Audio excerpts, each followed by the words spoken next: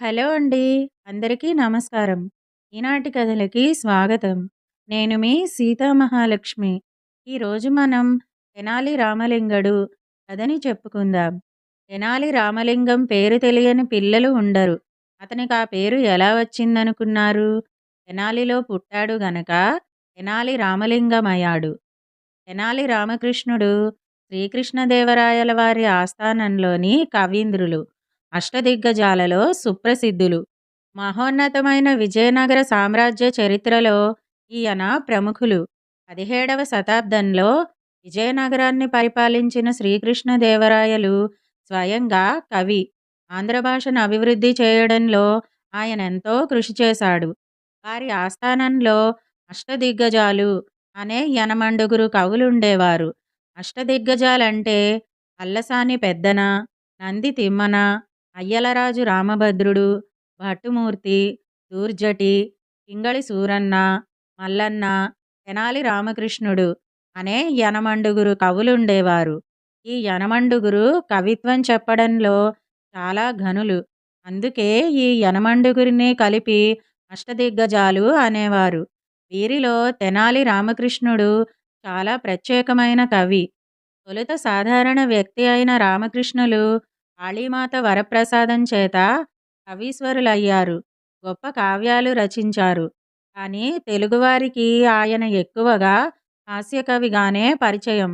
ఆయనకు వికట కవి అనే బిరుదు ఉంది. ఆయనపై ఎన్నో కథలు ఆంధ్రదేశమంతటా ప్రాచుర్యంలో ఉన్నాయి. ఆయననే తెనాలి రామలింగడు అని కూడా అంటారు. మొదట్లో తెనాలి రామలింగడి ఇంటి పేరు గార్లపాటి అని, తెనాలి నుంచి వచ్చారు కనుక తర్వాతి కాలంలో తెనాలి అయిందని ఒక నానుడి. గుంటూరు జిల్లా సత్తెనపల్లి మండలంలోని లక్కరాజు గార్లపాడు గ్రామానికి చెందిన గార్లపాటి రామయ్య, లక్ష్మాంబల సంతానం రామలింగయ్య. రామలింగయ్య తాత ముత్తాతలు గార్లపాడులోనే నివసించారు. రామలింగడి స్వస్థలం తెనాలి. ఇదే గ్రామాన్ని ఆయన అగ్రహారంగా పొందాడు. తెనాలి రామకృష్ణుడు పాండురంగ మహత్యం వంటి కొన్ని భక్తి గ్రంథాలు రాసినా ప్రధానంగా హాస్య కవిత్వమే చెప్పేవాడు. ఈయన మరో ప్రత్యేకత ఏమిటంటే చాలామంది కవులు, రచయితల్లా హాస్య కథలు చెప్పడమో, రాయడమో కాక స్వయంగా తను వాటిని నిర్వహించేవాడు. వాటన్నింటిలో తను పాత్ర ధరించేవాడు. నేటి భాషలో చెప్పాలంటే తెనాలి రామలింగనివి ప్రాక్టికల్ జోక్స్ అన్నమాట. అందుకే అతనికి వికట కవి అని మరో మారుపేరు. ఈ మాటని ఎటు నుంచి ఎటు చదివినా ఒకటే. రామకృష్ణుడి హాస్యానికి రెండు వైపులా పదునే. వికటం అంటే మోతాదు మించిన వేళాకోళం. హాస్యం, వ్యంగ్యం, ఆట పట్టించడం. రామలింగడి మాటలు, చేతలు కూడా ఎక్కువగా వికటంగానే ఉండేవి. తమాషాగానే ఉండేవి. పదునుగానూ ఉండేవి. రామకృష్ణుడి జీవితం మొదటి నుంచి తమాషాగానే, విచిత్రంగానే సాగుతూ వచ్చింది. లేకపోతే బడి దొంగ, చదువుకి మొద్దు అయిన రామకృష్ణుడు మహోన్నత వికట కవి ఎలా కాగలిగాడు? తెలుసుకుందాం. తెనాలి రామకృష్ణుడు, తెనాలి రామలింగడు ఈ రెండు పేర్లు ఒకరివే. ఈ రెండు పేర్ల వెనుకున్న కథేమిటో, తెనాలి రామలింగడి జననానికి సంబంధించిన కథేమిటో ఇప్పుడు తెలుసుకుందాం. అనగా అనగా సుమారు 500 సంవత్సరాల క్రితం ఆంధ్రదేశ రాజధాని అమరావతిలో కృష్ణా తీరాన గుంటూరు మండలంలో తెనాలి అగ్రహారంలో నియోగి బ్రాహ్మణుడు, కౌండిన్యస గోత్రీకుడు, ఆపస్తంభ సూత్రుడు అయిన గార్లపాటి రామన్న, ఆయన ధర్మపత్ని లక్ష్మాంబ దంపతులకు లేకలేక ఒక మగపిల్లవాడు పుట్టాడు. రామన్న పంతులు గారు రెడ్డిరాజుల కొలువులో కొంతకాలం మంత్రిగా పనిచేశారు. వారి సమర్థతకి, సమయస్ఫూర్తికి ప్రభువులు ఎంతో ప్రశంసించారు. కానీ ఆయన ముక్కోపి. ఎప్పుడూ వారికి ముక్కు మీదే కోపం ఉండేది. ఆ ముక్కోపమే వారి మంత్రి పదవిని ఊడగొట్టింది. ఒకరోజు అతి చిన్న విషయానికే ప్రభువులతో మాటామాటా పెరిగి, మీరెంత, మీ కొలువెంత, మీ బోడి ఉద్యోగం ఏ పాటి అనేసి పదవి వదిలేసి ఎంచక్కా తమ పూర్వీకుల ఈనాం గ్రామమైన తెనాలి అగ్రహారానికి సమీపంలోని లక్కరాజుగార్లపాడు అనే గ్రామం చేరి సొంతింటికి తిరిగొచ్చేశారు. ఆ ఊళ్ళో రామలింగేశ్వర స్వామి ఆలయంలో అంటే శివాలయంలో పూజారిగా పనిచేసేవాడు. రామన్న గారి పదవి పోయింది గాని దాంతోపాటు అంటుకున్న దర్జా, డాబుసరి పోలేదు. పైగా స్వతహాగా ఆయన దానధర్మాలకి పెట్టింది పేరు. అంచేత ఏ పండగొచ్చినా, పబ్బం వచ్చినా, ఆఖరికి పిల్లి పిల్ల సమత్తాడినా కూడా సమస్త బంధువర్గము వారింటి మీద వాలేది. వారాలు, నెలలు తరబడి మేసి మేసి తీరిగ్గా తిరుగు ప్రయాణం కట్టేవారు. అట్లా బంధువుల మర్యాదలకి, రామన్నగారి దానధర్మాలకి తాత ముత్తాతల కాలం నాటి ఆస్తిపాస్తులన్నీ హరించుకుపోయాక గుంభనగా ఉన్నదానితో కాలం గడుపుకొస్తున్న రామన్నగారి దంపతుల నోములు ఫలించి వారికి కొడుకు పుట్టాడు. రామన్నగారికి కొడుకు పుట్టాడంటే మాటలా? ఎక్కడెక్కడి బంధువులందరూ బారసాలకి కట్టగట్టుకుని దిగిపోయారు. తెనాలి అగ్రహారం కవులకి, కళాకారులకి, పండితులకి పుట్టినిల్లు. పైగా ఆ అగ్రహారానికి ధర్మాధికారి, పూర్వమంత్రి అయిన రామన్నగారింట వారి పుత్రుడికి బారసాల, నామకరణ మహోత్సవం జరుగుతున్నది. అంచేత అగ్రహారంలోని పండితులందరూ శాలువాలు సవరించుకుంటూ చేరిపోయారు. పండితుల్లో ఒకరు ఆ పిల్లవాడి జననకాల లగ్నాన్ని పరీక్షించి, ఆహా! వీడు మహర్జాతకుడు. కాలాన్ని తన ప్రతిభతో కట్టిపడేయగల సమర్థుడు. రాముడిలా మాట తప్పనివాడు, కృష్ణుడిలా మనసెరిగినవాడు అవుతాడు అన్నాడు. అయితే ఇంకేం, రామకృష్ణ అని పేరు పెట్టండి అన్నారెవరో. రామన్నగారు తల పంకించి, మా ముత్తాతగారి పేరు అదే అన్నాడు కొడుక్కి ఆ పేరు పెట్టడానికి మానసికంగా సంసిద్ధుడైపోతూ. అంతలో బంధువుల్లో ఎవరో కల్పించుకుని, మన గణపతి శాస్త్రుల వారేదో సంకోచిస్తున్నట్లున్నారు అన్నాడు. ఇందులో సందేహించడానికేముంది నా బొంద? ఈ జాతకుడు మహర్జాతకుడే కాని ఆ జాతకంలో చిక్కుముళ్ళు, మెలికలు ఉన్నాయి. రాముడిలా మాటిస్తూనే దాన్ని ఎలా ఎగ్గొడదామా అని ఆలోచించే రకం. కృష్ణుడిలా అందరి మన్ననలు పొందుతూనే గండాల పాలవుతుంటాడు. తానెంత సంపాదించినా తన కోసం ఏమీ దాచుకోని భోళాశంకరుడు. ఘనుడు, ఘటికుడే కాని లింగడు. దోసెడు నీళ్లు, చిటికెడు భస్మంతో సంతృప్తి చెందే రామలింగడు అన్నాడు గణపతి శాస్త్రుల వారు. వెంటనే ఇంకో బంధువు కల్పించుకుని, ఇకనేం రామలింగడు అని పేరు పెట్టండి అనేశాడు. రామన్నగారి అర్ధాంగి, బాలుడి తల్లి, బాలింతరాలైన లక్ష్మాంబ ముసిముసి నవ్వులు నవ్వుతూ, మా ముత్తాతగారి తండ్రి పేరు రామలింగడే అంది. వెంటనే, అయ్యా రామన్నగారు, సుముహూర్తం దాటిపోతోంది. పిల్లవాడి పేరు ఏమిటో నిర్ణయించండి మరి. రామకృష్ణుడా, రామలింగడా అని అడిగాడు బారసాల కార్యక్రమం జరిపిస్తున్న పురోహితుడు. ఇందాకే మా అన్నయ్య చెప్పాడు గదా రామకృష్ణ అని. ఏం అన్నయ్య అంది రామన్నగారి చెల్లెలు ఇంటి ఆడపడుచు హోదాలో దర్పంగా. అయితే రామన్నగారు కన్నతల్లిగా లేకలేక పుట్టిన బిడ్డకు తనకు నచ్చిన పేరు పెట్టుకునే హక్కు తల్లికి ఉంది. అది ధర్మం అంటూ తన భార్య వైపు చూశారు. లక్ష్మాంబగారు తన భర్తకు తన మీద గల ప్రేమకు మురిసిపోయింది. అందరూ చిరునవ్వులు నవ్వుతూ ఆ పేరుకు ఆమోదం తెలిపారు. అలా తెనాలి రామలింగడు అని బారసాల నాడు నామకరణం చేశారు. ఆ దంపతులు అల్లారు ముద్దుగా తెనాలి రాముణ్ణి పెంచసాగారు. అయితే ఆ ఆనందం ఎంతో కాలం నిలవలేదు. అంతలోనే వారి జీవితంలో అనుకోని కుదుపు. దేవుడు వారిని చిన్నచూపు చూశాడు. రామన్నగారు ఏదో జబ్బు చేసి హఠాత్తుగా చనిపోయారు.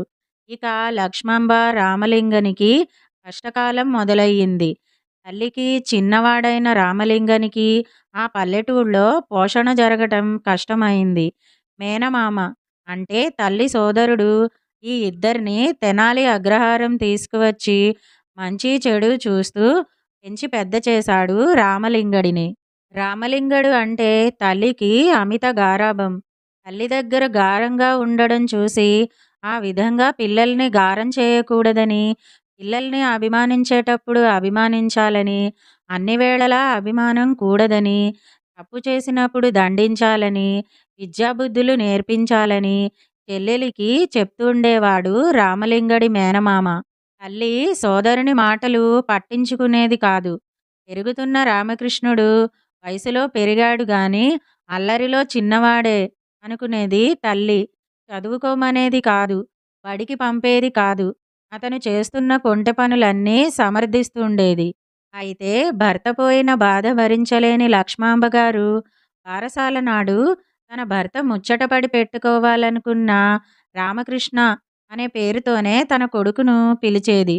రాను రాను ఆ పేరుతోనే ప్రసిద్ధికెక్కాడు. అయితే మొదట్లో అందరూ రామలింగం అని పిలవడం వల్ల తెనాలి రామలింగం అని, తర్వాతి కాలంలో రామకృష్ణ అని పిలవడం వల్ల తెనాలి రామకృష్ణ అని 2 పేర్లు వాసికెక్కాయి. ఇది మన తెనాలి రాముని పేరు వెనుకున్న కథ. ఇది తెనాలి రాముని జననానికి సంబంధించిన కథ. ఇక తెనాలి రాముడు కాళికాదేవి వరంతో వికటకవి ఎలా అయ్యాడో తెలుసుకుందాం. చిన్నప్పటి నుంచి రామలింగం వట్టి చిలిపివాడు. ప్రతివాళ్ళని పేర్లు పెట్టేవాడు. అతనికి నదురు బెదురు ఏ కోసానా ఉండేది కాదు. తనకు నచ్చని దాన్ని వెక్కిరించటంలో మొనగాడు. ఒక రోజున రామలింగం వీధిలో ఆడుకుంటూ ఉన్నాడు. ఒక యోగి ఆ దారిన పోతూ అతన్ని చూశాడు. రామలింగం రూపురేఖల్లోనూ, అతని మాటల్లోనూ యోగికి తెలివితేటలు కనిపించాయి. వెంటనే ఆయన రామలింగాన్ని దగ్గరకు పిలిచి శక్తి మంత్రం ఉపదేశించి ఇలా చెప్పాడు. నాయనా, ఈ మంత్రం 1000 సార్లు కాళికాదేవి గుడిలో జపిస్తే దేవి నీకు ప్రత్యక్షమవుతుంది. 1000 తలలతో కనిపిస్తుంది. నీవు భయపడగూడదు. అప్పుడు దేవి మెచ్చి నీవు కోరుకున్న వరం ఇస్తుంది అని చెప్పి యోగి వెళ్ళిపోయాడు. ఒక మంచి రోజు వచ్చిందాకా ఆగి ఆనాటి అర్ధరాత్రి పూట రామలింగం ఒంటరిగా కాళికాదేవి గుడికి వెళ్ళి యోగి చెప్పిన మంత్రం 1000 సార్లు జపించాడు. కాళికాదేవి వెంటనే 1000 తలలతో ప్రత్యక్షమైంది. రామలింగం భయపడలేదు. అతనికి ఏమి తోచిందో ఏమో మరి ఫక్కున నవ్వాడు. దేవి రామలింగాన్ని ఎందుకు అబ్బాయి నవ్వుతావు అని అడిగింది.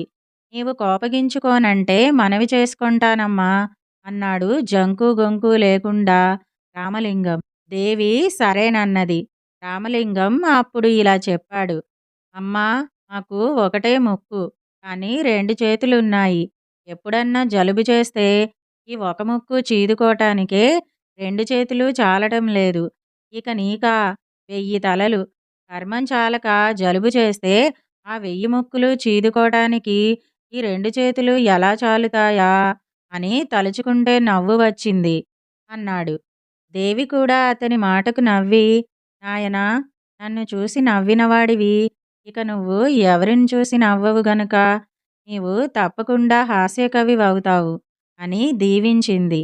అంతేకాదు, ఇంకనూ కాళీమాత, నాయనా, నిన్ను అనుగ్రహించాను. చూడు, నా చేతిలో ఈ 2 ముంతలు ఉన్నాయి. ఒక ముంతలో తీయని పాలు ఉన్నాయి. రెండవ ముంతలో కమ్మని పెరుగు ఉన్నది. ఈ తీయని పాలను తాగావంటే గొప్ప విజ్ఞానం కలుగుతుంది. ఈ కమ్మని పెరుగును తిన్నావంటే ధనధాన్యాలు, సంపద, ఐశ్వర్యం లభిస్తాయి. అయితే ఏదో ఒక ముంతను మాత్రమే నీవు ఎంచుకోవాలి. కాబట్టి నీవు జాగ్రత్తగా ఆలోచించి ఏ ముంత కావాలో కోరుకో. ఏదో ఒక ముంత మాత్రమే కోరుకోవాలి సుమా అని చెప్పింది. తెనాలి రాముడు కొంతసేపు మౌనంగా ఉండి ఆలోచించి 2 ముంతలు చేతిలోకి తీసుకుని మార్చి మార్చి చూసి తన తుంటరితనంతో చటుక్కున 2 ముంతలలోని పాలు పెరుగు కలిపి తాగేశాడు. అంతటా కాళికామాత కోపించి, రామా, ఏమి ఇలా చేశావు? నా ఆజ్ఞను ధిక్కరిస్తావా? నీకు ప్రతిదీ హాస్యమేనా? చాలు, హాస్యం వికటించి వ్యంగ్యం అయింది. నా మాటలు వెటకారం చేశావు గనుక నీవు వికటకవివవుతావు అన్నది. రామలింగం నమస్కరించి, తల్లి, ఎటు తిప్పి చదివినా చెడని మాట వరంగా ఇచ్చావు. ఇంతకంటే నాకు ఏమి కావాలి? క్షమించు తల్లి. ధనము, సంపద లేని జ్ఞానం వల్ల ఉపయోగమేమిటి? మరియు జ్ఞానం లేని సంపదతో ఏమి సాధించగలను? నువ్వే చెప్పు. అందుకే జ్ఞానము, సంపద రెంటినీ పొంది జ్ఞానసంపన్నుడను కావాలనుకున్నాను. దయచేసి రెంటినీ అనుగ్రహించు తల్లీ అన్నాడు. అంతట దేవి శాంతించింది. అతని వివేకానికి, సమయస్ఫూర్తికి ముగ్ధురాలయింది. నాయనా! నీవు భయంకరమైన నా రూపం చూసి భయపడకుండా నవ్వావు. కోపంతో నేను శపిస్తే వికటకవి అంటూ అందులో కూడా హాస్యాన్ని చూశావు. సృష్టిలోని ప్రతి విషయాన్ని నీవు హాస్యభరితం చేయగలవు. ఈ భూమిపై నీవు హాస్యాస్పదానికి ప్రసిద్ధి చెందుతావు. నీవు కోరినట్టే జ్ఞానము, సంపద రెంటినీ అనుగ్రహిస్తున్నాను. జ్ఞానసంపన్నుడవై విలసిల్లు నాయనా! అంతేకాదు, నీ హాస్య చతురతకు మెచ్చి నీకు మరొక వరం కూడా ఇవ్వదలిచాను. నీవు రాజాస్థానంలో గొప్ప విదూషకుడివవుతావు. నీలాగా చమత్కారంగా పద్యం కూర్చటం మరొకరికి చేతకాదు అని ఆశీర్వదించింది. రామలింగం ఎంతో సంతోషించాడు. కాళికాదేవి వరం ఫలితంగా రామలింగం వికటకవిగా ప్రసిద్ధికెక్కాడు. ఆయన పేరుతో ఎన్నో హాస్య కథలు ఉన్నాయి.